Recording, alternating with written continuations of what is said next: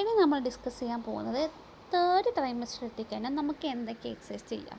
Third trimester എത്തിക്കഴിഞ്ഞാൽ നിങ്ങൾക്കറിയാം almost എന്താണ് ഡെലിവറിയിലൂടെ അടുപ്പിച്ച് എത്തിക്കഴിഞ്ഞു. അപ്പോൾ നമ്മൾ ആ സമയത്ത് എന്തൊക്കെ നമുക്ക് തുടങ്ങാം.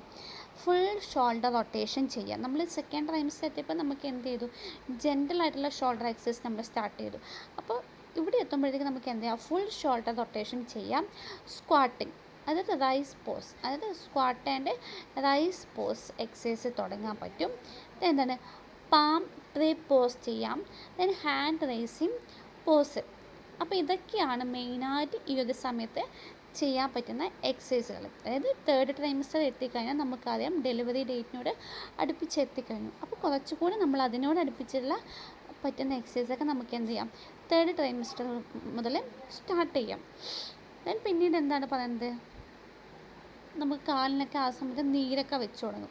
അപ്പോൾ നീരുള്ള ഗർഭിണികളെ സംബന്ധിച്ച് എന്ത് ചെയ്യുക, കാലെപ്പോഴും എന്ത് ചെയ്യുക, അനക്കിക്കൊണ്ടേയിരിക്കുക. അതായത് സ്വെല്ലിംഗ് ഉള്ള പേഷ്യൻസിനെ സംബന്ധിച്ച് കാലെപ്പോഴും അനക്കിക്കൊണ്ടിരിക്കുക. വെറുതെ ഇരിക്കുന്ന സമയത്തിന് കാലെപ്പോഴും അനക്കിക്കൊണ്ടിരിക്കുക, കാല് പൊക്കി വെക്കാം. അതൊക്കെയാണ് മെയിനായിട്ട് ചെയ്യാൻ പറ്റുന്നത്. പിന്നെ പറഞ്ഞത് ബ്രീത്തിങ് എക്സസൈസ്, അതും എപ്പോഴും നമുക്ക് ചെയ്യാൻ പറ്റുന്നതാണ്.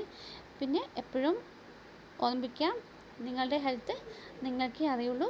നിങ്ങളെ നോക്കുക, നിങ്ങളുടെ ഹെൽത്ത് കണ്ടീഷൻ എങ്ങനെയാണെന്നുള്ളത് അതിനനുസരിച്ച് മാത്രം നിങ്ങൾ എന്ത് ചെയ്യുക, നിങ്ങൾ എക്സസൈസ് തുടങ്ങുക. നിങ്ങളുടെ ഗൈനക്കോളജിസ്റ്റിൻ്റെ കറക്റ്റ് അഡ്വൈസിനനുസരിച്ച് മാത്രം എന്ത് ചെയ്യുക, നിങ്ങൾ എക്സസൈസ് തുടങ്ങുക.